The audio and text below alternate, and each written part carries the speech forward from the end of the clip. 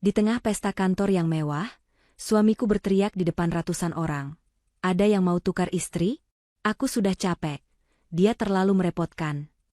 Satu ruangan hening. Aku menahan tangis karena malu. Tapi tiba-tiba, CEO perusahaan yang terkenal dingin berdiri dan menjawab dengan lantang, "Saya mau." Dengan senang hati. Setelah hari itu, suamiku akan menyesal seumur hidup.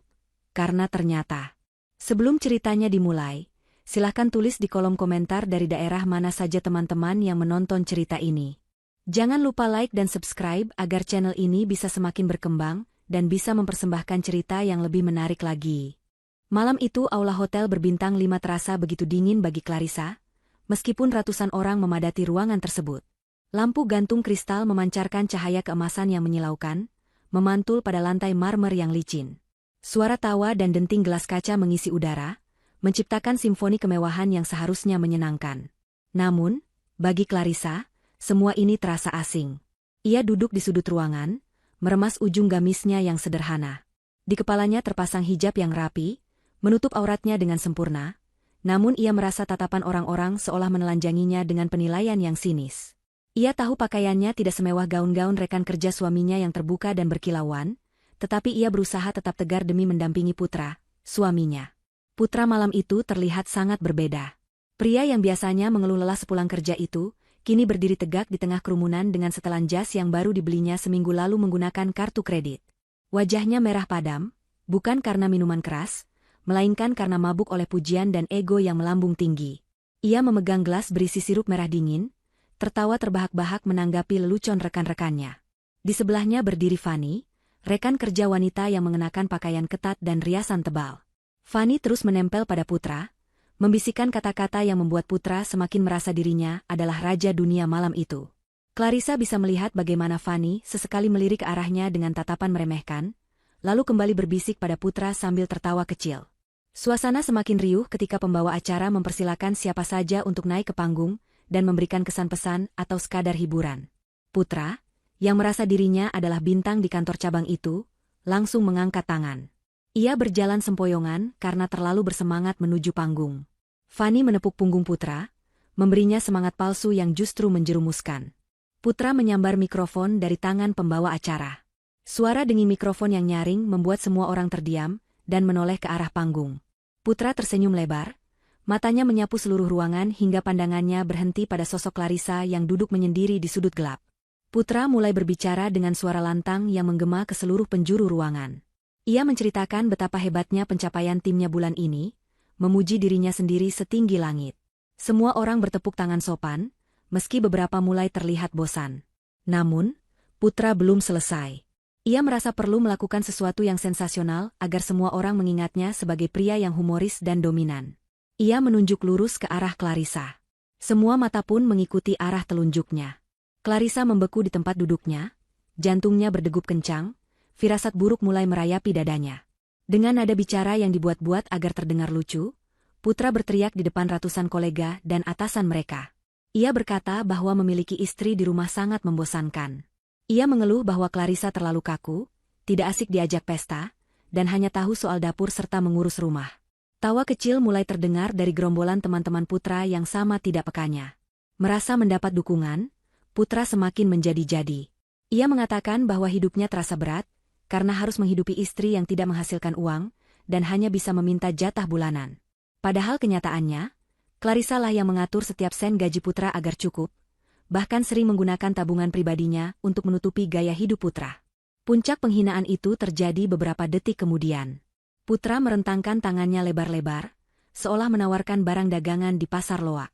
Ia berteriak dengan lantang bertanya, apakah ada yang mau bertukar istri dengannya. Ia mengatakan ia sudah lelah dan bosan. Ia menyebut Clarissa terlalu merepotkan dan tidak sebanding dengan kesuksesannya saat ini. Ia bahkan menambahkan dengan nada mengejek bahwa jika ada yang berminat, mereka boleh mengambil Clarissa saat itu juga. Ruangan yang tadinya riuh mendadak senyap. Tawa teman-teman Putra terhenti. Lelucon itu sudah melampaui batas kewajaran. Itu bukan lagi candaan, melainkan penghinaan harkat dan martabat seorang wanita di depan umum. Clarissa menunduk dalam-dalam. Air mata hangat mulai menggenang di pelupuk matanya, namun ia menahannya sekuat tenaga agar tidak jatuh. Ia tidak ingin terlihat lemah di depan orang-orang yang merendahkannya. Ia menggigit bibir bawahnya hingga terasa perih. Rasa malu yang luar biasa menghantam dadanya, membuatnya sesak napas. Ia ingin lari, ingin menghilang di telan bumi, tetapi kakinya terasa berat seolah dipaku ke lantai. Di atas panggung, Putra masih menyeringai, menunggu tepuk tangan atau tawa yang tak kunjung datang. Ia terlalu bebal untuk menyadari bahwa suasana telah berubah menjadi canggung dan mencekam. Tiba-tiba, suara kursi digeser dengan kasar memecah keheningan. Dari meja VIP yang terletak paling depan, seorang pria berdiri. Ia adalah Dikta, CEO Nusantara Group, pemilik perusahaan tempat Putra bekerja. Sosoknya tinggi tegap, mengenakan kemeja hitam yang digulung hingga siku, menampilkan aura ketegasan yang mengintimidasi.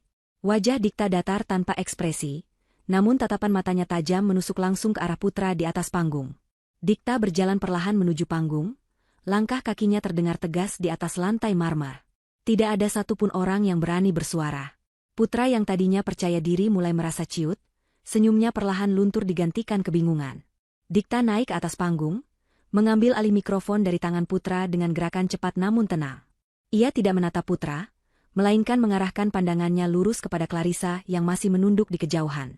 Suara Dikta terdengar berat dan berwibawa ketika ia berbicara. Ia bertanya untuk memastikan apakah Putra benar-benar menawarkan istrinya.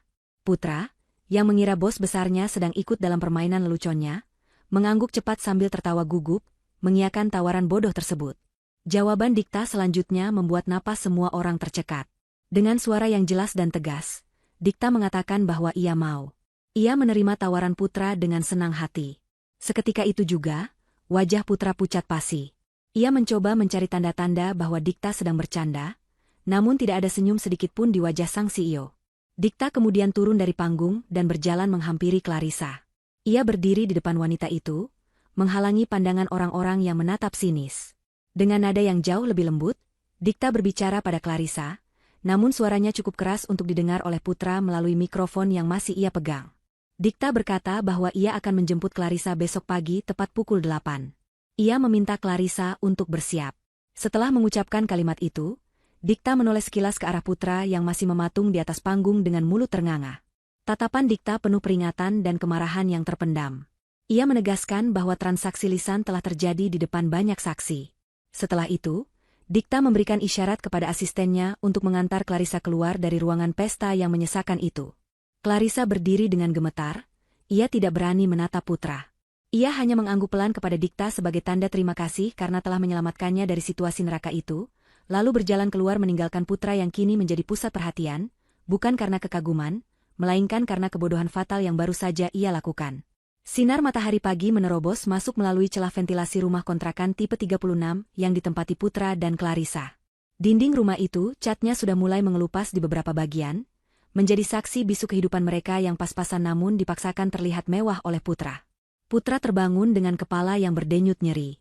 Ia mengerang pelan, mencoba mengumpulkan kesadaran setelah tidur yang tidak nyenyak. Ingatan tentang kejadian semalam berputar samar di kepalanya, seperti kepingan film yang rusak. Ia ingat tepuk tangan, ia ingat tawa, tapi ia juga ingat tatapan tajam Dikta. Namun, sifat arogan Putra dengan cepat menepis rasa khawatir itu. Ia meyakinkan dirinya sendiri bahwa bosnya hanya menggertak untuk memberi pelajaran moral. Tidak mungkin seorang CEO kaya raya mau mengambil istri karyawannya yang sederhana dan membosankan. Putra menyeret langkahnya keluar kamar menuju ruang tamu. Ia berharap sudah ada kopi panas dan sarapan nasi goreng yang biasa disiapkan Clarissa. Namun, meja makan kosong. Dapur bersih dan dingin, tidak ada tanda-tanda aktivitas memasak. Rasa kesal mulai menjalar di dada Putra. Ia hendak berteriak memanggil nama istrinya ketika matanya menangkap sosok Clarissa yang sedang duduk tenang di kursi ruang tamu. Clarissa sudah mandi dan berpakaian rapi. Ia mengenakan gamis berwarna gelap yang sopan dan hijab yang menutup dada. Wajahnya segar, meski tidak ada senyum di sana. Putra mendengus meremehkan melihat penampilan istrinya. Ia bertanya dengan nada mengejek, mau kemana Clarissa pagi-pagi begini dengan pakaian rapi. Ia mengingatkan Clarissa untuk segera ke dapur dan membuatkan kopi karena kepalanya sakit. Putra kemudian tertawa kecil, menyinggung kejadian semalam. Ia berkata bahwa Clarissa tidak perlu menganggap serius ucapan Pak Dikta. Menurut Putra, bosnya itu hanya sedang mabuk suasana atau sekadar ingin mengerjai Putra. Ia dengan percaya diri mengatakan bahwa tidak ada laki-laki sukses yang mau dengan wanita sedatar Clarissa, Jadi sebaiknya Clarissa berhenti bermimpi dan kembali mengerjakan tugasnya sebagai istri. Clarissa tidak menjawab. Ia hanya menatap Putra dengan pandangan yang sulit diartikan. Di matanya tidak ada lagi kemarahan atau kesedihan, hanya ada kekosongan dan ketenangan yang justru membuat Putra merasa tidak nyaman. Clarissa menunjuk ke arah pintu depan. Di sana, di samping pintu, tidak ada koper besar. Hanya ada sebuah tas tangan kecil yang biasa Clarissa bawa saat pengajian. Putra mengerutkan kening, bingung. Ia bertanya lagi, jika Clarissa memang mau pergi, mana barang-barangnya? Mana baju-baju yang selama ini dibeli Putra dengan uang hasil keringatnya? Clarissa akhirnya membuka suara. Nadanya pelan namun tegas, menusuk langsung ke ulu hati Putra. Ia berkata bahwa ia tidak membawa satupun baju yang dibeli oleh Putra. Ia tidak membawa perhiasan, tidak membawa kosmetik, dan tidak membawa barang elektronik yang dibelikan Putra. Clarissa mengatakan bahwa semua barang itu dibeli dengan uang Putra yang selalu disertai dengan gerutu dan ungkapan bahwa Clarissa merepotkan. Oleh karena itu, Clarissa meninggalkan semuanya. Ia hanya membawa dirinya sendiri, ijazah pendidikannya, dan harga diri yang tersisa. Ia tidak butuh harta benda jika harus dibayar dengan penghinaan setiap hari. Belum sempat Putra membalas ucapan itu dengan amarah, terdengar suara mesin mobil yang sangat halus berhenti tepat di depan pagar rumah mereka yang berkarat. Suara itu berbeda dengan suara motor atau mobil tetangga yang biasa bising. Putra melangkah cepat ke jendela dan menyibak tirai. Matanya terbelalak. Di depan rumah kontrakannya yang sempit, terparkir sebuah sedan mewah berwarna hitam mengkilap.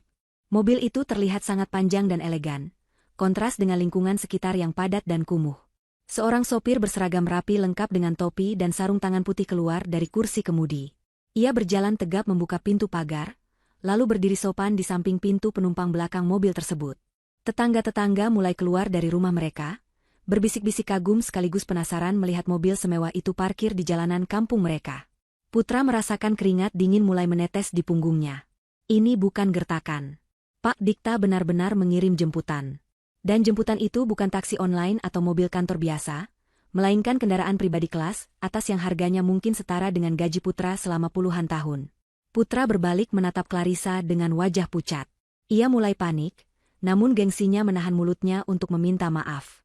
Ia malah menuduh Clarissa sudah merencanakan ini semua untuk mempermalukannya. Clarissa berdiri, merapikan lipatan gamisnya. Ia mengambil tas tangan kecilnya lalu meletakkan sebuah map tebal berwarna coklat di atas meja ruang tamu, tepat di depan Putra. Putra bertanya dengan kasar apa isi map itu. Clarissa menjawab tanpa menoleh, bahwa itu adalah kenang-kenangan terakhir darinya. Ia meminta Putra membukanya saat ia sudah pergi. Clarissa berpesan agar Putra menikmati kebebasan yang selama ini ia idam-idamkan. Setelah mengucapkan itu, Clarissa melangkah menuju pintu keluar. Putra terpaku di tempatnya. Ia ingin mengejar, tapi kakinya terasa berat. Ia melihat dari ambang pintu saat Clarissa berjalan keluar halaman. Sopir berseragam itu membungkuk hormat kepada Clarissa, memperlakukannya layaknya seorang putri bangsawan, sebuah perlakuan yang tidak pernah Putra berikan selama 5 tahun pernikahan mereka. Clarissa masuk ke dalam kabin mobil yang mewah itu.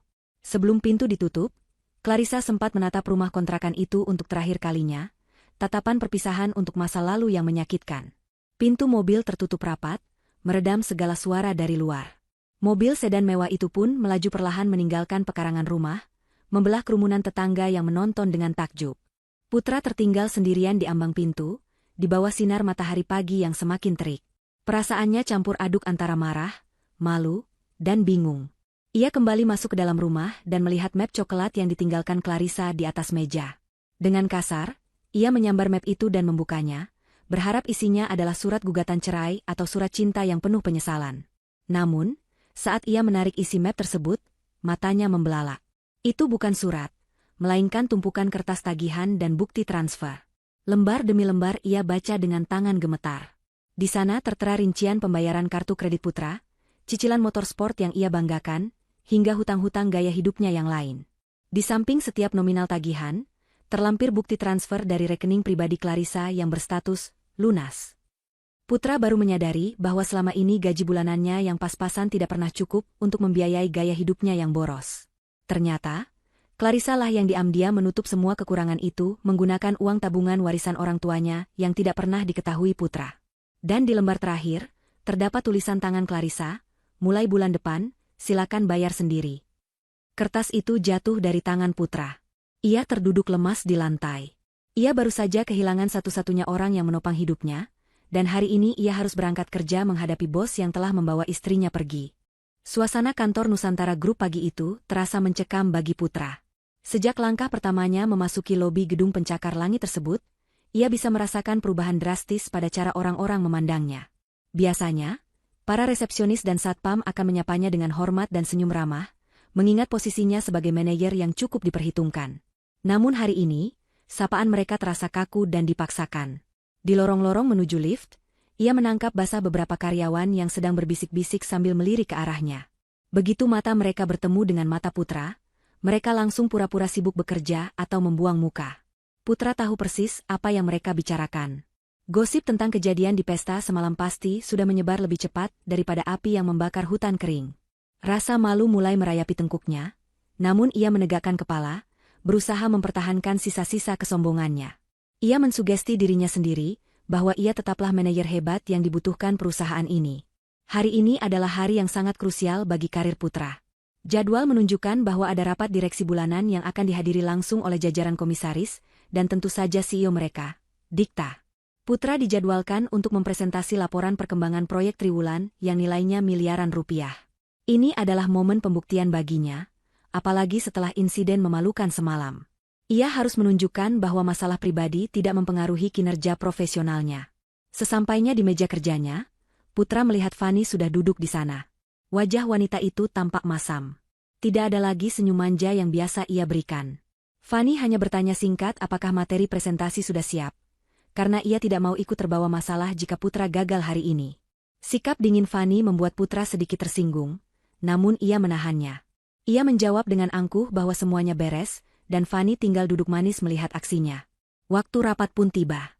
Ruang rapat utama yang dindingnya terbuat dari kaca tebal itu sudah dipenuhi oleh para petinggi perusahaan. Udara di dalam ruangan terasa sangat dingin karena pendingin ruangan disetel maksimal, atau mungkin karena aura ketegangan yang melingkupi meja bundar raksasa itu. Dikta duduk di ujung meja, di kursi kebesarannya. Wajahnya datar, tanpa emosi, namun matanya memancarkan intimidasi yang kuat saat Putra melangkah masuk.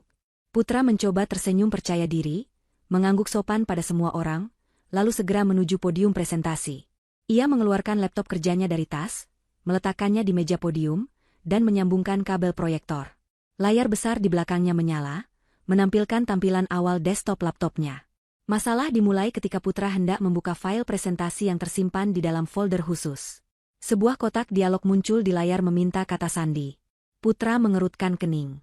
Seingatnya, laptop ini sudah diatur agar otomatis terbuka saat ia menyalakannya. Ia mencoba mengetikkan tanggal lahirnya, namun layar bergetar tanda sandi salah. Ia mencoba mengetikkan tanggal jadiannya dengan Fanny, hasilnya tetap sama. Keringat dingin mulai muncul di pelipisnya. Ruangan yang hening membuat suara ketikan keyboard Putra yang panik terdengar sangat nyaring. Ia mencoba lagi dengan kombinasi angka lain, tetapi akses tetap ditolak. Para direksi mulai saling pandang, berbisik-bisik mempertanyakan kesiapan Putra. Kepanikan Putra semakin menjadi-jadi ketika ia menyadari satu fakta yang selama ini ia abaikan. Selama 3 tahun terakhir, ia tidak pernah benar-benar menyentuh urusan teknis pembuatan laporan. Clarissa lah yang selalu melakukan itu semua. Setiap akhir bulan, Putra hanya akan melemparkan data mentah yang berantakan ke meja makan di rumah, lalu pergi tidur atau bermain game. Clarissa yang akan begadang semalaman, mengolah data itu menjadi grafik yang indah, menyusun kalimat analisis yang tajam, dan membuat tampilan presentasi yang memukau. Clarissa juga yang selalu memastikan file tersebut mudah diakses oleh Putra di pagi harinya. Putra baru sadar bahwa ia sama sekali tidak tahu apa kata sandi yang dipasang Clarissa untuk mengamankan data perusahaan yang bersifat rahasia itu. Tanpa Clarissa, laptop canggih di depannya hanyalah seonggok besi tua yang tidak berguna. Dikta yang sedari tadi diam akhirnya bersuara. Suaranya tenang namun bergema ke seluruh ruangan, memecah kepanikan Putra. Ia bertanya apakah ada masalah teknis atau memang ada masalah kompetensi. Putra tergagap, wajahnya pucat pasi. Ia beralasan bahwa sistem laptopnya sedang bermasalah dan terkena virus mendadak. Ia mencoba mengelak dengan mengatakan akan mempresentasikan laporan secara lisan saja tanpa bantuan visual. Namun, bencana belum berakhir. Ketika salah satu komisaris bertanya tentang persentase kenaikan margin keuntungan di sektor logistik, otak Putra kosong melompong. Ia tidak tahu angkanya. Ia mencoba menebak-nebak, namun jawabannya melantur dan tidak masuk akal. Pertanyaan demi pertanyaan dilontarkan oleh para direksi, dan Putra berdiri di sana seperti orang bodoh yang tersesat di hutan belantara. Ia tidak bisa menjawab satupun pertanyaan mendasar tentang proyek yang katanya ia pimpin. Suasana rapat berubah menjadi ajang pembantaian mental bagi Putra. Fanny yang duduk di belakang tampak menunduk malu, enggan dikaitkan dengan kegagalan fatal ini. Dikta kemudian berdiri perlahan. Ia menatap Putra dengan tatapan yang penuh rasa kasihan namun sekaligus menghina. Dikta berkata dengan suara lantang bahwa kejadian ini membuktikan satu hal penting. Selama ini, kinerja gemilang yang selalu dipamerkan Putra bukanlah hasil kerjanya sendiri. Dikta mengungkapkan fakta bahwa ia sudah lama curiga, karena gaya bahasa dalam laporan tertulis Putra sangat berbeda dengan cara bicara Putra sehari-hari. Laporan itu cerdas, analitis, dan rapi, sedangkan Putra adalah orang yang ceroboh dan tidak teliti. Dikta melanjutkan kalimatnya yang bagaikan vonis mati bagi karir Putra. Ia mengatakan bahwa tanpa istrinya, Putra ternyata tidak memiliki kemampuan apa-apa. Putra hanya menjadi wajah, sementara otak sesungguhnya adalah wanita yang semalam Putra hina dan Putra buang. Dikta menegaskan bahwa perusahaan membutuhkan otak, bukan sekadar wajah yang penuh omong kosong. Dengan tegas, Dikta memerintahkan Putra untuk keluar dari ruang rapat saat itu juga karena kehadirannya hanya membuang waktu para petinggi. Putra diusir layaknya anak kecil yang nakal. Ia membereskan laptopnya dengan tangan gemetar hebat, menahan rasa malu yang membakar wajahnya hingga ke telinga. Saat ia berjalan keluar pintu, ia bisa mendengar suara dengusan mengejek dari rekan-rekannya. Hari itu, reputasi Putra sebagai manajer handal hancur berkeping-keping di lantai ruang rapat, tepat di tempat ia berdiri. Setelah kejadian memalukan di ruang rapat, nasib Putra berubah drastis dalam hitungan jam. Surat keputusan turun sore itu juga. Ia tidak dipecat, namun dimutasi ke divisi pengarsipan di gudang bawah tanah. Posisinya diturunkan dari manajer menjadi staf administrasi biasa. Gajinya dipotong, fasilitasnya dicabut. Namun, Putra yang keras kepala masih belum mau menerima kekalahannya. Ia berpikir bahwa ini semua hanya salah paham, dan ia bisa memperbaikinya jika berhasil melobi Dikta secara pribadi. Kesempatan itu muncul malam ini. Perusahaan mengadakan makan malam gala untuk menyambut investor besar dari Timur Tengah. Meskipun jabatannya sudah turun, nama Putra masih terdaftar dalam undangan yang disebar otomatis oleh sistem seminggu lalu. Ia bertekad datang untuk memohon pada Dikta agar mengembalikan jabatannya, dan mungkin memohon agar Clarissa disuruh pulang untuk membantunya bekerja lagi. Putra tiba di lobi hotel mewah tempat acara berlangsung. Ia mengenakan satu-satunya jas mahal yang tersisa, karena sebagian besar pakaiannya yang lain masih di Binatu, dan ia tidak punya uang untuk menebusnya. Suasana pesta sangat eksklusif. Tamu-tamu undangan berbicara dalam berbagai bahasa asing, mengenakan pakaian desainer ternama. Putra merasa kecil dan terasing. Ia mencari-cari sosok Dikta di antara kerumunan. Tak lama kemudian, perhatian seluruh ruangan tertuju pada pintu masuk utama yang terbuka lebar. Dikta masuk dengan langkah tegap yang penuh wibawa. Namun, bukan sosok Dikta yang membuat semua mata terpaku, melainkan wanita yang berjalan di sampingnya. Seorang wanita dengan tinggi semampai berjalan anggun mendampingi sang CEO. Ia mengenakan gaun panjang tertutup berwarna biru laut yang elegan, berbahan sutra yang jatuh dengan indah mengikuti gerak tubuhnya namun tetap sopan dan tidak ketat. Hijabnya ditata dengan gaya modern namun sederhana, dihiasi sebuah bros kecil yang berkilau di bawah lampu ruangan. Wajah wanita itu dipoles riasan tipis yang justru menonjolkan kecantikan alaminya yang selama ini tertutup oleh kelelahan dan beban hidup. Butuh beberapa detik bagi Putra untuk mengenali sosok itu. Mulutnya ternganga tak percaya. Itu adalah Clarissa. Istrinya yang dulu ia sebut kusam, membosankan, dan kampungan. Kini, wanita itu terlihat bersinar terang seperti berlian yang baru saja diasah oleh tangan ahli. Aura percaya diri memancar kuat dari setiap langkah kakinya, sangat berbeda dengan Clarissa yang selalu menunduk takut di rumah. Putra hendak melangkah maju, ingin menyapa atau mungkin menegur istrinya itu, namun langkahnya terhenti ketika melihat rombongan investor dari Timur Tengah menghampiri Dikta dan Clarissa. Situasi terlihat sedikit tegang. Penerjemah yang disewa perusahaan tampaknya terjebak macet dan belum hadir. Sementara sang investor utama, Tuan Rashid, tampak tidak sabar dan terus berbicara dalam bahasa Arab dengan cepat dan nada tinggi. Ia terlihat kecewa dengan penyambutan yang dianggapnya kurang komunikatif. Dikta tampak tenang namun sedikit kesulitan memahami detail keluhan sang investor karena keterbatasan bahasa. Staf lain hanya diam ketakutan, tidak ada yang berani maju. Di saat genting itulah, Clarissa melangkah maju dengan tenang. Ia tersenyum santun kepada Tuan Rashid, lalu mulai berbicara. Suara Clarissa terdengar merdu dan fasih saat melantunkan kalimat-kalimat dalam bahasa Arab yang sempurna. Ia tidak hanya menerjemahkan, tetapi juga menggunakan tata krama dan istilah penghormatan yang sangat spesifik dalam budaya Timur Tengah. Sesuatu yang hanya bisa dilakukan oleh seseorang yang benar-benar cerdas dan berwawasan luas. Wajah tegang Tuan Rashid seketika berubah menjadi senyum lebar. Ia tampak terkejut sekaligus senang menemukan seseorang yang bisa diajak bicara dengan bahasanya secara mendalam. Mereka berdua terlibat percakapan hangat selama beberapa menit, sementara Dikta memperhatikan Clarissa dengan tatapan bangga yang tidak ditutup-tutupi. Setelah suasana mencair, Clarissa beralih menatap Dikta dan menjelaskan dalam bahasa Inggris yang juga sangat lancar, tanpa aksen yang kaku, mengenai apa yang diinginkan oleh investor tersebut. Ternyata hanya kesalahpahaman kecil mengenai menu makanan halal yang disajikan. Clarissa telah menyelesaikannya dengan cerdas, bahkan merekomendasikan hidangan pengganti yang membuat investor itu sangat puas. Putra yang menyaksikan semua itu dari kejauhan merasa kakinya lemas. Ia tidak pernah tahu Clarissa bisa berbahasa Arab, apalagi bahasa Inggris sefasih itu. Selama di rumah, Putra selalu melarang Clarissa bicara atau memberi masukan, menganggap istrinya tidak tahu apa-apa soal dunia luar. Ternyata, selama ini ia telah membungkam seorang jenius di dapurnya sendiri.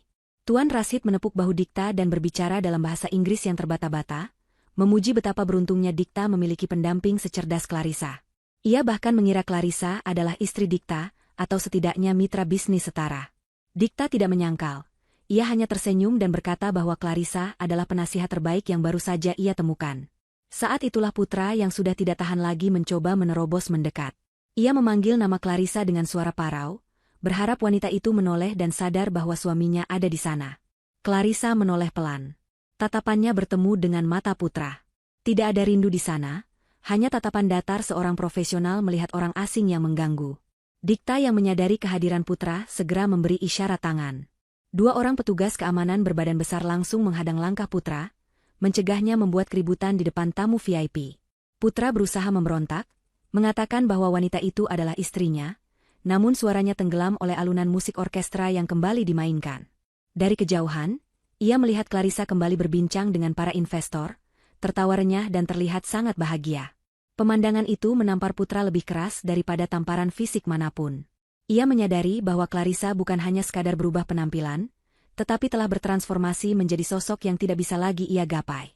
Malam itu, di tengah kemewahan pesta, Putra merasa menjadi manusia paling miskin dan paling bodoh di dunia.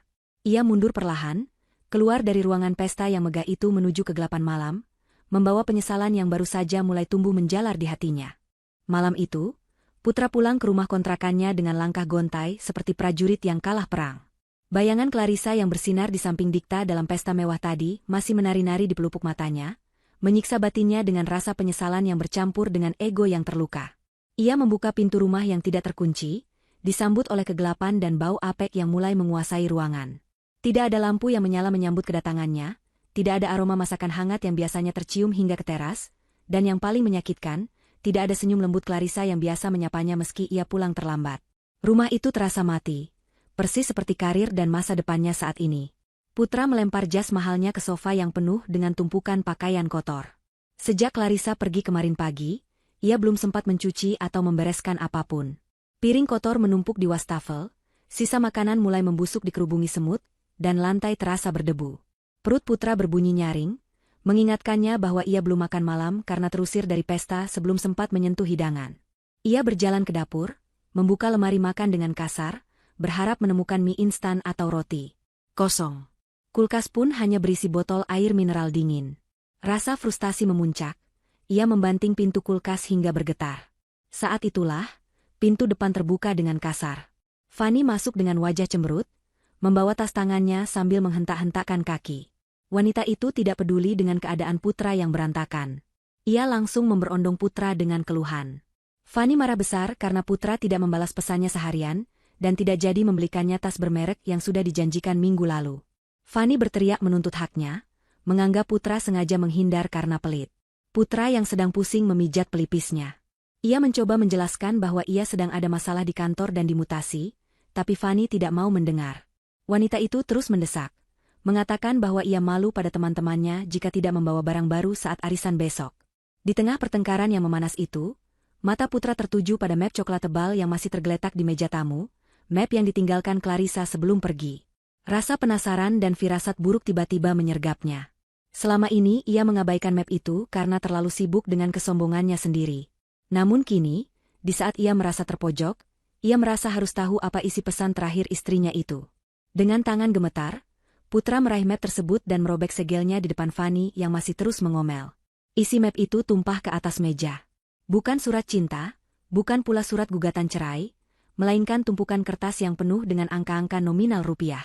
Fanny yang melihatnya langsung diam, matanya menyipit melihat deretan angka yang fantastis itu. Putra mengambil lembar pertama. Itu adalah rincian tagihan kartu kredit bulanannya. Di sana tertera pembelanjaan untuk jam tangan mewah, makan malam di restoran mahal bersama Fanny, hingga biaya sewa mobil sport untuk gaya-gayaan.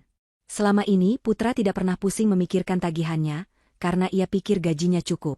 Namun, saat melihat total angkanya, matanya terbelalak. Gaji Putra sebagai manajer bahkan tidak menutup setengah dari total tagihan itu.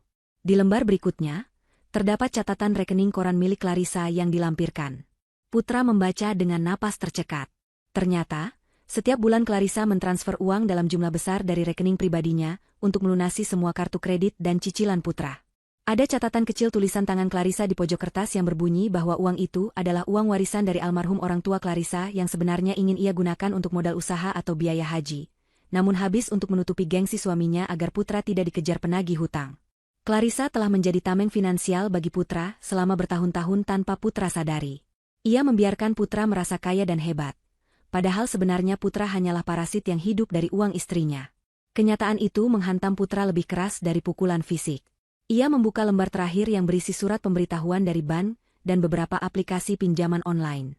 Karena Clarissa sudah pergi dan berhenti membayar sejak kemarin, semua tagihan itu kini jatuh tempo serentak. Ponsel Putra yang ada di saku celana tiba-tiba bergetar hebat. Bukan satu pesan, tapi puluhan pesan masuk secara beruntun. Putra membukanya dengan takut-takut. Layar ponselnya penuh dengan ancaman dari penagih hutang atau debt collector. Mereka mengirimkan pesan kasar, menagih pembayaran cicilan mobil, pinjaman uang tunai, hingga tagihan paylater yang digunakan Putra untuk membelikan hadiah bagi Fanny. Teleponnya mulai berdering tanpa henti dari nomor-nomor tidak dikenal. Fanny yang ikut membaca kertas-kertas itu mundur beberapa langkah. Wajahnya yang tadi marah kini berubah menjadi dingin dan jijik. Ia baru menyadari bahwa selama ini kekayaan Putra adalah palsu. Pria yang ia banggakan sebagai tambang emas ternyata hanyalah tong kosong yang terlilit hutang menggunung. Fanny tertawa sinis, sebuah tawa yang menyakitkan hati. Ia menatap Putra dari ujung kaki hingga ujung kepala dengan tatapan merendahkan. Fanny berkata bahwa ia tidak sudi berhubungan dengan pria miskin yang hidup dari ketiak istri. Tanpa ragu sedikitpun, Fanny mengambil tasnya, berbalik badan, dan berjalan keluar dari rumah itu. Putra mencoba memanggil nama Fanny, memohon agar jangan ditinggalkan di saat sulit seperti ini, tapi Fanny bahkan tidak menoleh. Suara pintu dibanting keras menjadi penutup malam yang kelam itu, meninggalkan Putra sendirian bersama tumpukan hutang yang kini siap menelannya hidup-hidup. Keesokan harinya, berita tentang kejatuhan Putra menyebar dengan kecepatan cahaya di kantor Nusantara Group. Jika kemarin orang-orang berbisik tentang istrinya yang diambil bos, hari ini topiknya bertambah panas dengan drama percintaannya yang kandas. Fanny, yang tidak mau reputasinya ikut hancur karena dekat dengan pecundang, memutuskan untuk mengambil langkah ekstrim. Di jam istirahat makan siang, saat kantin kantor sedang penuh sesaknya dengan karyawan, Fanny dengan sengaja menghampiri meja tempat Putra duduk menyendiri sambil memakan bekal nasi putih dingin yang ia bawa dari rumah, karena tidak punya uang jajan. Tanpa basa-basi, Fanny berbicara dengan suara lantang yang sengaja dikeraskan agar didengar oleh meja-meja di sekitarnya. Ia memaki Putra sebagai penipu. Fanny berseru bahwa Putra telah membohonginya dengan mengaku sebagai orang kaya, padahal aslinya hanyalah benalu yang numpang hidup pada istri. Fanny menegaskan di depan semua orang bahwa hubungan mereka berakhir detik itu juga. Ia tidak mau lagi dikaitkan dengan pria yang bahkan tidak mampu membayar cicilan mobilnya sendiri. Kata-kata Fanny bagaikan pisau yang menguliti harga diri Putra di depan umum. Karyawan lain menahan tawa, beberapa bahkan terang-terangan merekam kejadian itu dengan ponsel mereka. Putra hanya bisa menunduk, wajahnya merah pada menahan malu yang tak tertahankan. Nasi di mulutnya terasa seperti pasir, sulit untuk ditelan. Setelah Fanny pergi dengan angkuh, Putra lari menuju toilet pria di ujung lorong. Ia mengunci diri di salah satu bilik, napasnya memburu, keringat dingin membasahi kemejanya yang mulai kusut. Tekanan mental yang ia hadapi begitu berat. Hutang yang menumpuk, teror penagih hutang yang terus meneror ponselnya, pekerjaan yang turun kasta menjadi staf gudang, dan kini penghinaan dari wanita yang ia kira mencintainya. Pikirannya buntu.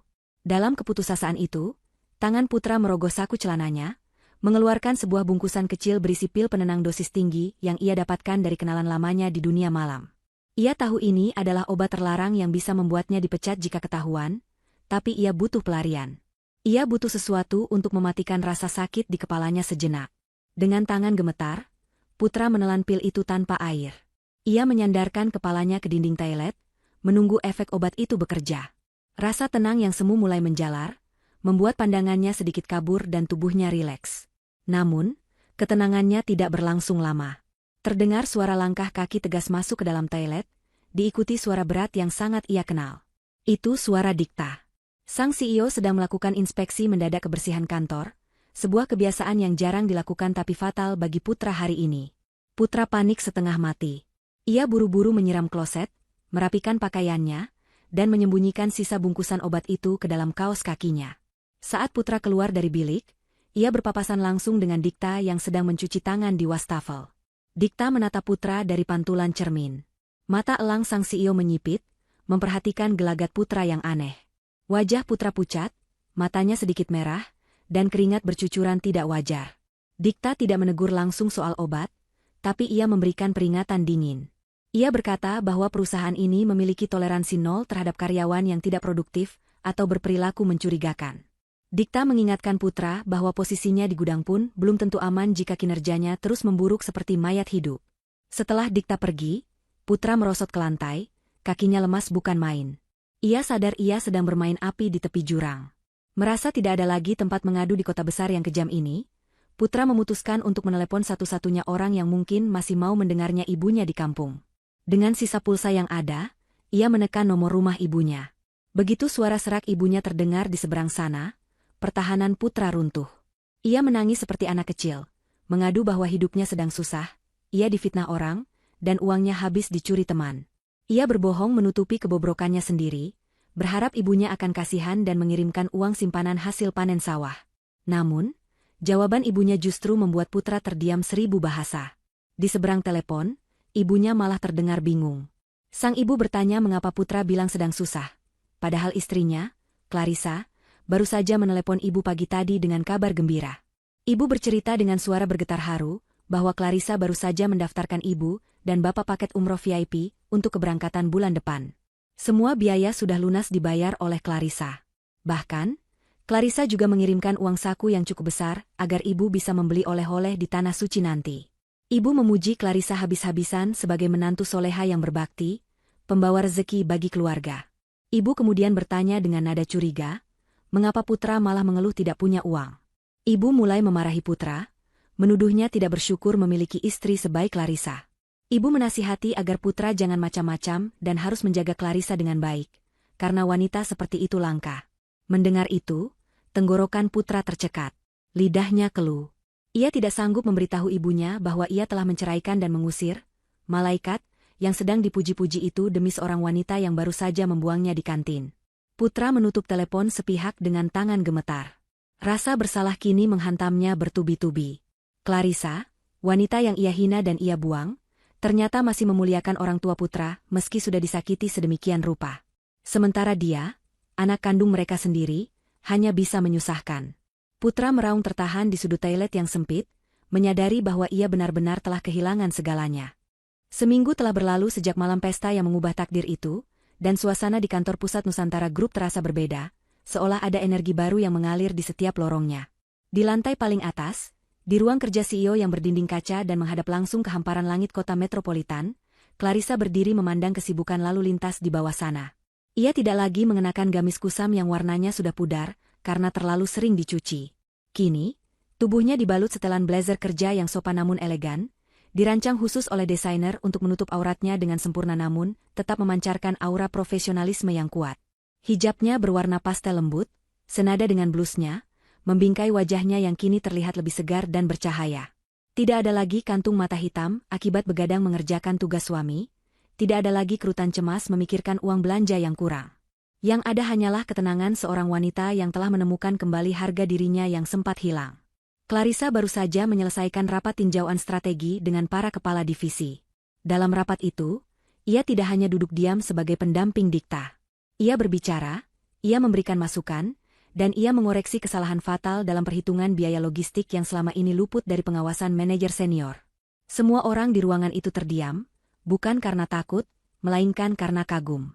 Mereka akhirnya melihat sendiri bahwa wanita yang dulu dihina oleh suaminya itu memiliki otak yang jauh lebih tajam daripada gabungan separuh direksi di sana.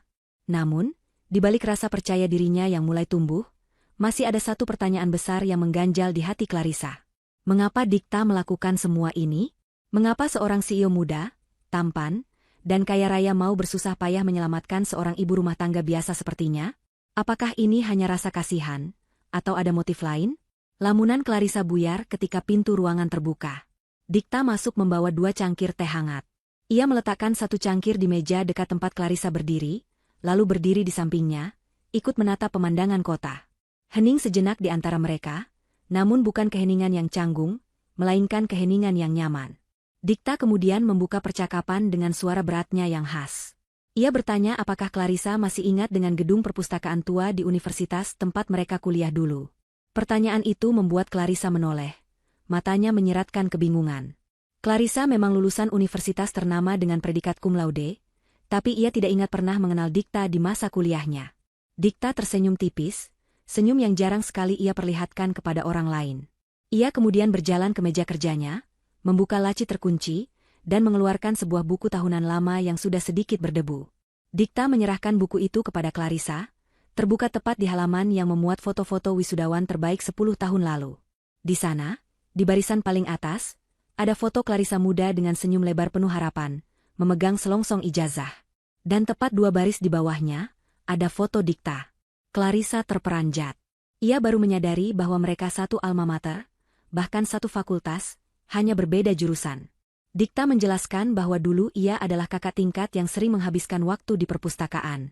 Ia sering melihat Clarissa duduk di sudut yang sama setiap sore, dikelilingi tumpukan buku tebal, belajar dengan tekun sementara mahasiswa lain sibuk pacaran atau nongkrong di kantin. Dikta diam-diam mengagumi ketekunan dan kecerdasan Clarissa dari kejauhan. Ia pernah berniat untuk berkenalan, namun ia terlalu sibuk merintis bisnis rintisannya yang kini menjadi Nusantara Group, dan saat ia kembali untuk mencari Clarissa, ia mendengar kabar bahwa wanita cerdas itu sudah menikah dengan Putra, seorang junior yang dikenal hanya modal tampang dan pandai bicara. Dikta menarik napas panjang, seolah melepaskan beban rahasia yang sudah lama ia pendam. Ia mengaku bahwa ia kecewa saat tahu Clarissa menikah dengan laki-laki yang tidak bisa menghargai potensinya. Ia tahu Putra. Ia tahu karakter Putra yang narsistik dan mau menang sendiri.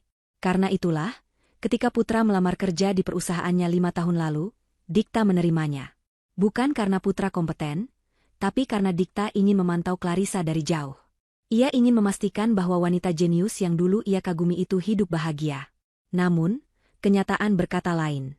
Dikta melihat dari laporan-laporan yang dikerjakan Putra, ia mengenali pola pikir dan gaya bahasa Clarissa di sana. Ia tahu Clarissa yang mengerjakan semuanya. Ia melihat Clarissa semakin kurus dan layu setiap kali datang ke acara kantor mendampingi Putra. Puncaknya adalah malam pesta itu. Ketika Putra dengan lantang menawarkan istrinya, Dikta merasa itu adalah sinyal dari Tuhan. Ia tidak bisa lagi diam dan membiarkan berlian itu terinjak-injak di lumpur. Mata Clarissa berkaca-kaca mendengar pengakuan itu. Ia tidak menyangka bahwa ada seseorang yang begitu menghargainya, bahkan di saat ia sendiri sudah lupa cara menghargai dirinya sendiri. Dikta menatap lurus ke dalam mata Clarissa, tatapannya tulus dan dalam. Ia menegaskan bahwa ia tidak membawa Clarissa ke sini untuk menjadikannya istri simpanan atau sekadar objek romansa. Ia membawa Clarissa karena perusahaan ini butuh otaknya. Dikta mengambil sebuah map dokumen resmi berlogo perusahaan dan menyerahkannya pada Clarissa. Itu adalah surat keputusan pengangkatan direksi. Mulai hari ini, Clarissa bukan lagi asisten atau staf ahli, melainkan direktur operasional yang memiliki wewenang penuh mengatur jalannya perusahaan, posisi yang membuatnya secara otomatis menjadi atasan dari semua manajer, termasuk atasan Putra di gudang. Dikta berkata dengan lembut namun tegas bahwa Clarissa pantas mendapatkan posisi ini bukan karena belas kasihan, tapi karena kompetensi yang ia miliki. Analisis pasar yang Clarissa buat semalam telah menyelamatkan perusahaan dari kerugian miliaran rupiah, sesuatu yang tidak bisa dilakukan oleh direktur sebelumnya. Dikta ingin Clarissa bersinar dengan namanya sendiri, bukan di balik bayang-bayang suami yang tidak tahu diri. Clarissa menerima map itu dengan tangan gemetar. Perasaan haru membuncah di dadanya.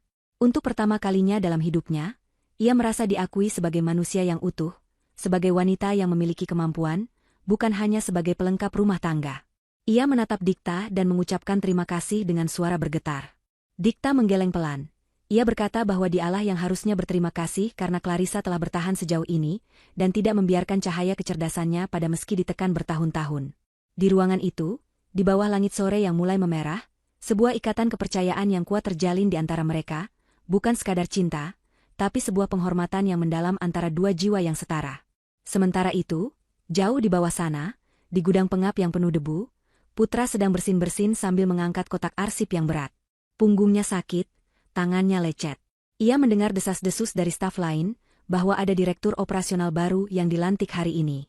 Ia tidak peduli. Ia hanya memikirkan bagaimana cara makan malam ini, karena dompetnya benar-benar kosong. Ia tidak tahu, bahwa direktur baru yang akan menentukan nasibnya besok pagi, adalah wanita yang dulu ia suruh mencuci piring sambil ia bentak-bentak. Roda nasib sedang berputar dengan cepat, dan Putra berada tepat di jalur yang akan menggilasnya hingga hancur. Pagi itu hujan turun rintik-rintik, membuat suasana kota Jakarta terasa sendu dan kelabu, seakan mewakili perasaan Putra yang sedang berada di titik nadir kehidupannya. Ia baru saja diusir dari rumah kontrakannya pagi ini, karena pemilik kontrakan sudah tidak bisa mentolerir tunggakan sewanya. Mobil sedan tua milik kantor yang biasa ia pakai pun sudah ditarik. Kini, Putra berdiri di halte bus depan gedung Nusantara Group dengan pakaian yang jauh dari kata layak. Kemejanya kusut dan ada noda kopi di bagian kerah yang tidak sempat dicuci, celana bahannya sudah terlihat kusam, dan sepatu pantofelnya yang dulu mengkilap kini tertutup lumpur jalanan. Ia membawa sebuah tas ransel butut berisi sisa harta bendanya. Wajahnya tirus, matanya cekung dengan lingkaran hitam yang jelas, rambutnya berantakan karena ia tidak punya uang untuk membeli minyak rambut atau pergi ke pangkas rambut. Putra menatap gedung pencakar langit yang menjulang tinggi di hadapannya dengan perasaan campur aduk. Di sanalah Clarissa berada. Ia mendengar kabar dari Satpam bahwa Clarissa sekarang menempati ruangan besar di lantai teratas dan datang ke kantor diantar sopir pribadi. Rasa menyesal yang begitu dalam menghantam dada Putra, namun rasa itu bercampur dengan keputusasaan yang membuatnya nekat. Ia berpikir, Clarissa adalah wanita yang lembut. Dulu, sekeras apapun Putra memarahinya, Clarissa selalu memaafkan dan membuatkan teh hangat setelahnya. Putra yakin, jika ia memohon dengan sungguh-sungguh, jika ia merendahkan dirinya serendah-rendahnya, hati Clarissa pasti akan luluh. Clarissa adalah istri yang soleha, tidak mungkin tega melihat suaminya menjadi gelandangan seperti ini. Dengan keyakinan yang salah itu, Putra melangkah masuk ke lobi gedung yang megah. Lobi kantor Nusantara Group sedang ramai. Karyawan berlalu lalang, klien-klien penting duduk menunggu di sofa kulit yang nyaman. Kehadiran Putra dengan penampilannya yang menyedihkan langsung menarik perhatian. Beberapa mantan bawahannya yang lewat berbisik-bisik sambil menahan tawa, namun Putra membuang rasa malunya. Ia berdiri tepat di tengah akses menuju lift eksekutif, menunggu kedatangan Clarissa. Jantungnya berdegup kencang ketika pintu kaca otomatis terbuka, dan sebuah mobil mewah berhenti di drop-off area. Sopir turun membukakan pintu, dan keluarlah Clarissa.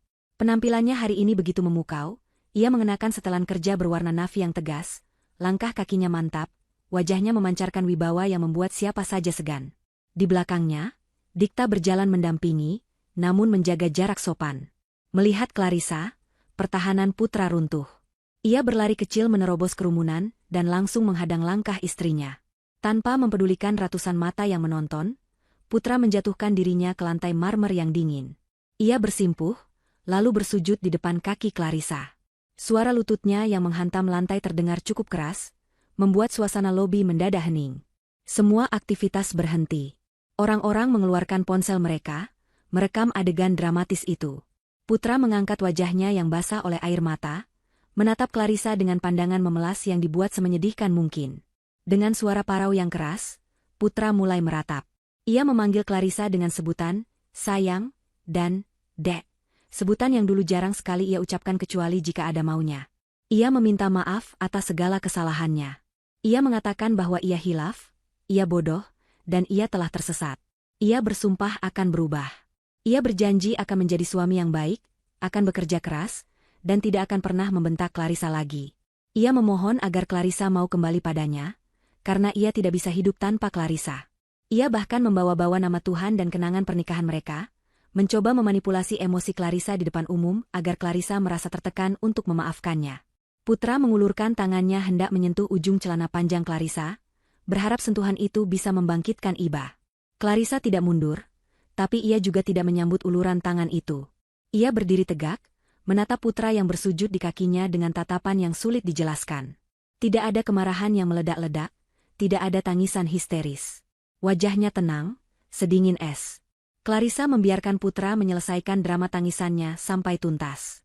Setelah putra diam menunggu jawaban, barulah Clarissa membuka suara. Nadanya pelan, namun karena keheningan lobi yang mencekam, suaranya terdengar jelas hingga ke sudut ruangan. Clarissa bertanya pada putra, apakah ia ingat malam ketika Clarissa sakit tipes dan demam tinggi hingga 40 derajat. Malam itu Clarissa menggigil kedinginan dan meminta putra mengantarnya ke dokter. Tapi apa yang putra lakukan? Putra malah marah-marah, menuduh Clarissa manja dan mengganggu waktu tidurnya. Putra pergi meninggalkan Clarissa sendirian di rumah terkunci untuk pergi karaoke bersama teman-temannya. Clarissa harus merangkak sendiri mencari obat di laci dapur. Clarissa kemudian mengingatkan kejadian lain, saat ibunya meninggal dunia. Putra menolak mengantar Clarissa pulang kampung dengan alasan bensin mobil mahal, padahal hari itu Putra baru saja membeli sepatu baru seharga jutaan. Clarissa bertanya dengan suara bergetar menahan emosi, di mana sujud Putra saat itu? Di mana air mata Putra saat Clarissa membutuhkannya? Putra terdiam, wajahnya pucat pasi. Ia tidak menyangka Clarissa akan mengungkit luka-luka lama itu dengan begitu detail di depan umum. Clarissa melanjutkan kalimatnya dengan tegas. Ia berkata bahwa air mata Putra saat ini bukanlah air mata penyesalan karena kehilangan cinta, melainkan air mata ketakutan karena kehilangan ATM berjalan dan pelayan gratis. Clarissa menegaskan bahwa ia bukan lagi wanita bodoh yang bisa luluh hanya dengan drama murah. Ia sudah memaafkan Putra sebagai sesama manusia, tapi untuk kembali, tidak akan pernah. Clarissa mengatakan bahwa tempat sampah pun tidak akan memungut kembali sampah yang sudah dibuangnya, apalagi manusia. Bagi Clarissa, Putra sudah mati sejak malam ia menawarkan istrinya kepada orang lain demi sebuah lelucon. Clarissa mundur selangkah, memutus jarak di antara mereka. Ia menatap Putra untuk terakhir kalinya dengan tatapan asing, seolah menatap orang yang tidak pernah ia kenal. Ia berkata singkat, "Selamat tinggal, Mas. Nikmatilah hasil tanammu sendiri." Setelah itu, Clarissa berbalik badan dan berjalan menuju lift tanpa menoleh lagi. Dikta yang berdiri di belakang memberi kode mata kepada kepala keamanan. 4 orang satpam berbadan tegap langsung maju. Mereka mencengkeram lengan Putra yang masih bengong di lantai, memaksanya berdiri. Putra mencoba memberontak, berteriak memanggil nama Clarissa, tapi suaranya kalah oleh perintah tegas satpam yang menyeretnya keluar dari gedung. Putra diseret melewati lantai lobi yang licin, disaksikan oleh ratusan karyawan yang menatapnya dengan pandangan jijik dan kasihan. Ia dilempar keluar pintu utama, jatuh tersungkur di aspal basah di bawah hujan yang semakin deras. Tas ransel bututnya dilemparkan ke sampingnya. Pintu kaca gedung tertutup, memisahkan dunianya yang gelap dengan dunia Clarissa yang terang benderang. Di balik kaca, ia melihat samar-samar punggung Clarissa yang menghilang di balik pintu lift, meninggalkannya sendirian dalam kehinaan yang sempurna. Tidak ada tepuk tangan, tidak ada simpati. Hanya ada dinginnya air hujan yang membasahi tubuhnya, menyadarkan Putra bahwa kali ini, ia benar-benar sendirian di dunia yang tidak akan pernah memihaknya lagi. Hujan deras yang mengguyur kota Jakarta siang itu, seolah tidak mampu menghapus jejak kehinaan yang baru saja dialami Putra. Setelah diseret keluar dari lobi kantor Nusantara Group bak seorang kriminal, Putra kini duduk meringkuk di emperan sebuah toko tutup yang letaknya tidak jauh dari gedung pencakar langit tempat istrinya bertahta. Tubuhnya basah kuyup, menggigil kedinginan, namun api kemarahan dan dendam di dalam dadanya menyala lebih panas daripada sebelumnya. Ia menatap gedung megah itu dari kejauhan dengan tatapan nyalang. Dalam benaknya yang sudah keruh oleh keputusasaan, ia merasa diperlakukan tidak adil. Ia merasa bahwa dirinya adalah korban dari konspirasi jahat antara Dikta dan Clarissa. Egonya yang setinggi langit menolak untuk mengakui bahwa semua ini adalah buah dari kesombongannya sendiri. Ia justru menyalahkan Clarissa yang dianggapnya tega, kejam, dan lupa kacang akan kulitnya. Putra merasa ia berhak atas sebagian kekayaan yang kini dinikmati Clarissa, karena menurut logika sesatnya, tanpa dirinya yang menikahi Clarissa dulu, wanita itu tidak akan pernah ada di posisi sekarang. Perutnya berbunyi nyaring, melilit perih karena belum diisi makanan sejak kemarin sore. Uang di sakunya benar-benar 0 rupiah. Dompet kulitnya yang dulu tebal kini hanya berisi kartu identitas dan beberapa struk ATM yang menunjukkan saldo kosong. Saat ia menggeledah tas ransel bututnya dengan frustasi mencari sisa recehan, tangannya menyentuh sesuatu yang terselip di bagian paling dalam kantong rahasia tas tersebut. Jantung Putra berdegup kencang saat menarik benda itu keluar. Itu adalah sebuah lembar cek giro perusahaan yang belum diisi nominalnya. Cek ini adalah sisa dari masa jayanya dulu, saat ia masih dipercaya memegang dana operasional kecil untuk timnya. Seharusnya cek ini sudah dikembalikan atau dimusnahkan saat ia dimutasi. Tapi karena kelalaian administrasi di masa lalu, cek ini tertinggal di tas pribadinya. Sebuah ide gila dan nekat muncul di kepala Putra. Ia tahu tanda tangan Dikta. Ia sudah ratusan kali melihat tanda tangan bosnya itu di berbagai dokumen persetujuan. Putra merasa ia bisa memalsukan tanda tangan itu dengan sempurna. Jika ia berhasil mencairkan uang tunai dalam jumlah besar, ia bisa kabur keluar kota, memulai hidup baru, dan melupakan semua penghinaan ini. Setan di kepalanya berbisik bahwa ini adalah haknya. Ini adalah pesangon yang tidak dibayarkan perusahaan. Tanpa berpikir panjang tentang risiko hukum atau sistem keamanan perbankan yang canggih, Putra segera mencari tempat kering. Dengan tangan gemetar karena dingin dan adrenalin, ia meminjam pulpen dari seorang pedagang kaki lima yang sedang berteduh. Di atas kertas cek yang mulai lembab itu, ia menuliskan nominal angka yang fantastis, angka yang cukup untuk membiayai hidup mewahnya selama setahun. Ia meniru tarikan garis tanda tangan Dikta dengan hati-hati, menahan napas agar tidak ada goresan yang salah. Setelah selesai, ia menatap lembar kertas itu layaknya tiket menuju surga. Dengan langkah yang dipaksakan tegap, Putra berjalan menuju bank cabang yang terletak di blok sebelah. Ia merapikan rambutnya yang basah dan berusaha membersihkan noda lumpur di celananya, berharap teller bank tidak akan curiga dengan penampilannya yang berantakan. Ia akan beralasan bahwa ia baru saja kecelakaan kecil atau kehujanan saat mengurus proyek lapangan. Sesampainya di bank, antrean cukup sepi karena hujan lebat membuat orang malas keluar. Putra langsung menuju meja teller. Jantungnya berdebar sangat kencang hingga ia takut suaranya terdengar keluar.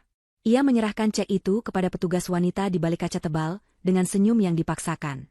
Ia berkata dengan nada sok sibuk bahwa Pak Dikta memintanya mencairkan dana tunai segera untuk keperluan mendesak tamu VIP. Petugas teller itu menerima cek tersebut, menelitinya sejenak, lalu menatap Putra. Ada keraguan di mata petugas itu melihat penampilan Putra yang lusuh, sangat kontras dengan nominal uang yang diminta. Namun, Putra tetap memasang wajah arogan, mencoba mengintimidasi petugas itu agar tidak banyak bertanya. Petugas itu kemudian meminta izin sebentar untuk memverifikasi tanda tangan dan ketersediaan dana ke bagian supervisor di belakang. Putra mengangguk santai, padahal keringat dingin mulai mengucur deras di punggungnya. Menit demi menit berlalu terasa seperti jam. Putra mulai gelisah. Ia melihat petugas teller itu berbicara dengan manajernya sambil sesekali melirik ke arah Putra. Firasat buruk mulai menyergapnya. Ia ingin lari, tapi kakinya terpaku. Jika ia lari sekarang, ia akan langsung ketahuan. Ia harus tetap tenang. Apa yang tidak diketahui Putra adalah bahwa sejak Clarissa diangkat menjadi direktur operasional, ia telah merombak total sistem keuangan perusahaan. Clarissa yang cerdas dan teliti telah menerapkan sistem verifikasi digital ganda. Setiap pencairan cek fisik di atas nominal tertentu harus mendapatkan persetujuan langsung melalui aplikasi otoritas yang terhubung ke ponsel direksi. Saat teller menginput data cek tersebut, notifikasi langsung masuk ke ponsel Clarissa dan Dikta di kantor pusat. Clarissa melihat notifikasi itu, melihat nomor seri cek yang sudah kadaluarsa, dan melihat lokasi bank tempat transaksi dilakukan. Ia tahu persis siapa pelakunya. Dengan tenang namun tegas, Clarissa menekan tombol tolak dan langsung menghubungi pihak keamanan bank serta kepolisian terdekat. Kembali di bank, Putra masih menunggu dengan cemas. Tiba-tiba, dua orang petugas keamanan bank yang bertubuh kekar berjalan mendekatinya dari arah kiri dan kanan. Pintu otomatis bank terkunci. Putra panik. Ia mundur selangkah, bertanya ada apa. Belum sempat ia bereaksi lebih jauh, sirene mobil polisi terdengar meraung-raung di depan gedung bank. 3 orang polisi berseragam lengkap masuk dengan senjata siap di pinggang. Wajah Putra pucat pasi, darah seolah berhenti mengalir di nadinya. Manajer bank keluar dari ruangan belakang, menunjuk Putra dan berkata bahwa orang ini mencoba melakukan penipuan dan pemalsuan dokumen perusahaan Nusantara Group.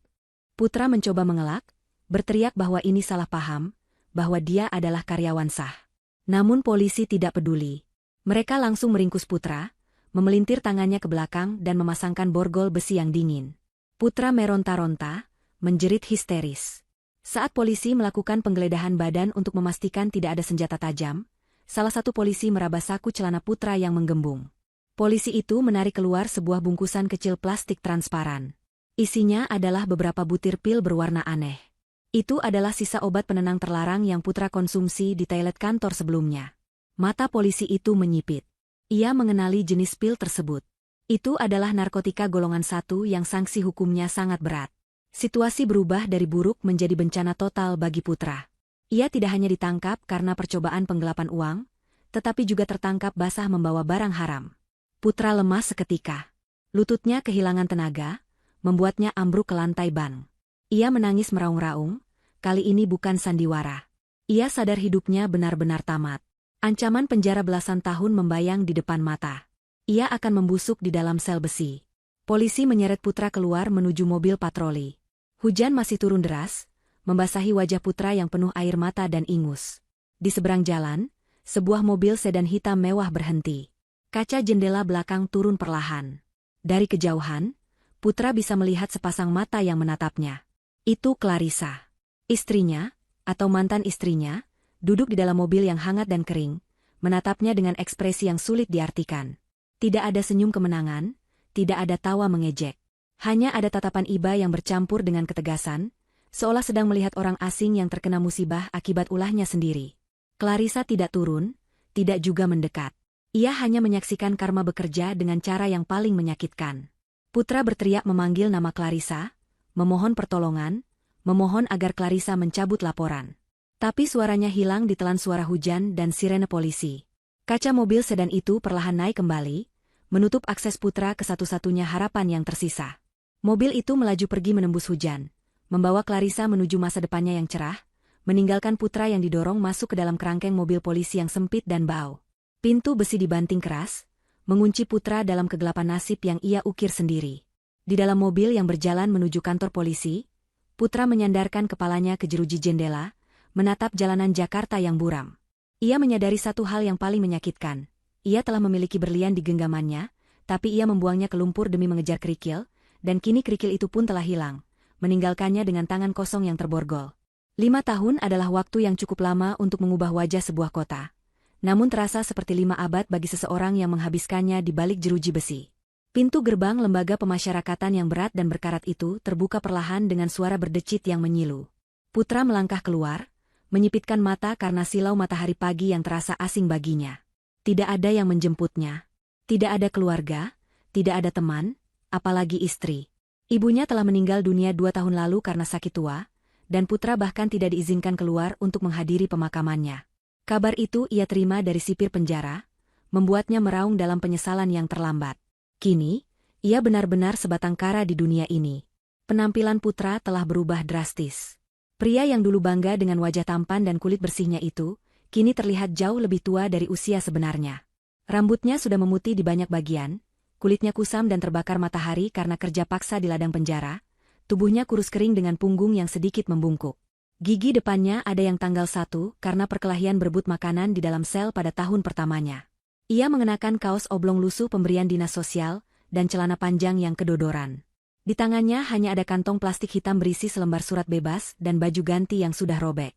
Ia adalah definisi nyata dari kehancuran total. Putra berjalan tanpa tujuan menyusuri trotoar kota Jakarta yang semakin padat dan modern. Gedung-gedung pencakar langit bertambah banyak, mobil-mobil semakin canggih, dan orang-orang berjalan tergesa-gesa dengan pakaian rapi. Putra merasa seperti hantu dari masa lalu yang tersesat di masa depan. Perutnya melilit perih, rasa lapar adalah teman setianya sekarang. Ia mencoba melamar pekerjaan di beberapa toko dan warung makan yang ia lewati. Namun begitu pemilik toko melihat surat keterangan bebas penjaranya dan penampilannya yang menyeramkan, mereka langsung mengusirnya. Bahkan ada yang menyiramkan air bekas cucian piring agar Putra pergi menjauh. Putra menerima semua itu dengan kepala tertunduk. Keangkuhannya sudah lama mati, digantikan oleh rasa rendah diri yang akut.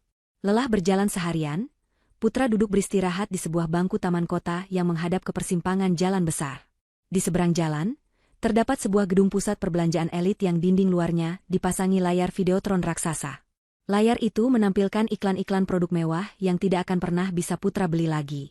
Putra menatap layar itu dengan tatapan kosong, membayangkan betapa dulu ia pernah merasa menjadi bagian dari kelas sosial itu, meski hanya pura-pura. Tiba-tiba, tayangan iklan berganti menjadi sebuah acara bincang-bincang bisnis eksklusif yang disiarkan secara nasional. Mata Putra membelalak lebar. Jantungnya seolah berhenti berdetak. Wajah yang muncul di layar raksasa itu sangat ia kenal. Wajah itu lebih cantik, lebih anggun, dan jauh lebih berkelas daripada yang ada di ingatannya. Itu Clarissa. Di bawah namanya tertulis keterangan besar, Clarissa Az-Zahra, CEO Nusantara Group Businesswoman of the Year.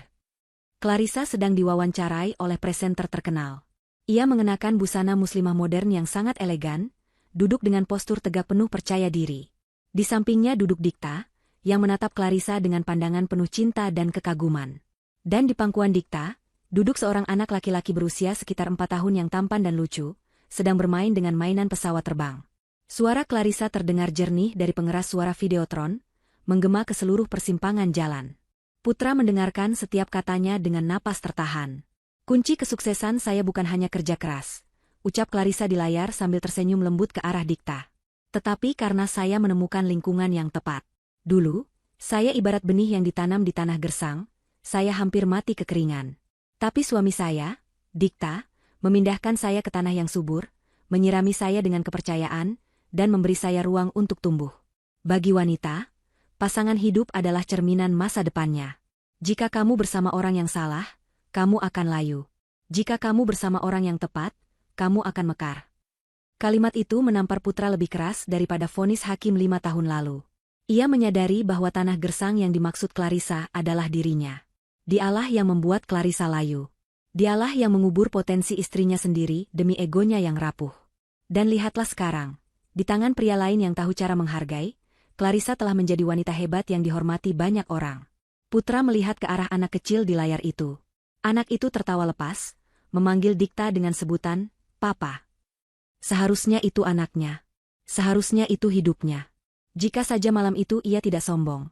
Jika saja ia bersyukur, mungkin pria yang duduk di sana adalah dia. Tapi kata, seandainya, adalah kata paling menyakitkan di dunia yang tidak bisa mengubah apa-apa. Air mata menetes di pipi kotor Putra. Ia menangis tanpa suara di tengah keramaian kota yang tidak peduli padanya. Rasa lapar di perutnya hilang, digantikan oleh rasa sakit di ulu hati yang tak terperi. Tiba-tiba, lampu lalu lintas di persimpangan itu berubah merah. Deretan mobil mewah berhenti tepat di depan taman tempat Putra duduk. Salah satu mobil itu adalah sedan hitam keluaran terbaru yang sangat mengkilap. Kaca jendela belakang mobil itu tidak terlalu gelap, sehingga Putra bisa melihat ke dalamnya. Jantung Putra serasa mau copot. Di dalam mobil itu, duduk sosok nyata dari orang-orang yang baru saja ia lihat di layar. Clarissa dan Dikta duduk berdampingan di kursi belakang, sedang tertawa bersama anak mereka. Jarak mereka hanya beberapa meter dari Putra. Putra refleks berdiri, ingin melambai, ingin berteriak memanggil. Namun, gerakannya terhenti. Ia melihat pantulan dirinya sendiri di kaca spion motor yang parkir di dekatnya. Ia melihat sosok gelandangan yang kotor, bau, dan menjijikan. Ia sadar, ia tidak pantas lagi mendekat. Dunianya dan dunia Clarissa sudah terpisah oleh jurang yang tak teryeberangi. Clarissa di dalam mobil tampak menoleh ke arah jendela, menatap ke arah taman. Mata mereka seolah bertemu sesaat. Putra menahan napas, berharap ada sedikit pengakuan. Namun, tatapan Clarissa kosong, ia hanya melihat sekilas lalu kembali menoleh ke arah suami dan anaknya sambil tersenyum bahagia. Clarissa tidak mengenali Putra. Bagi Clarissa, gelandangan di pinggir jalan itu hanyalah bagian dari pemandangan kota yang ia lewati, tidak lebih. Putra benar-benar telah terhapus dari ingatan dan kehidupan wanita itu. Ia sudah menjadi masa lalu yang tidak penting, debu yang tidak berharga. Lampu lalu lintas berubah hijau. Mobil sedan mewah itu melaju perlahan, meninggalkan jejak asap tipis yang segera hilang tertiup angin. Putra kembali terduduk lemas di bangku taman. Ia mengambil sisa roti basi yang ia pungut dari tong sampah tadi pagi, menggigitnya perlahan dengan rasa hambar. Ia memandang mobil yang semakin menjauh itu hingga hilang di tikungan. Kadang kau harus kehilangan bulan untuk sadar bahwa selama ini kau hanya memegang sampah, bukan bintang, bisik Putra pada dirinya sendiri dengan suara serak. Matahari mulai terbenam, menyisakan langit oranye yang indah bagi mereka yang bahagia, namun menjadi pertanda datangnya malam yang dingin bagi Putra. Ia meringkuk di bangku taman itu, bersiap tidur beralaskan koran bekas yang memuat berita kesuksesan mantan istrinya. Ini adalah akhir dari ceritanya. Tidak ada keajaiban, tidak ada kesempatan kedua. Yang ada hanyalah penyesalan abadi yang akan menemaninya sampai akhir hayat. Sebuah hukuman seumur hidup yang jauh lebih menyiksa daripada penjara manapun. Keadilan telah ditegakkan dengan cara yang paling sempurna. Sang protagonis mendapatkan kebahagiaan yang pantas ia dapatkan, dan sang antagonis mendapatkan kehancuran yang ia ciptakan sendiri.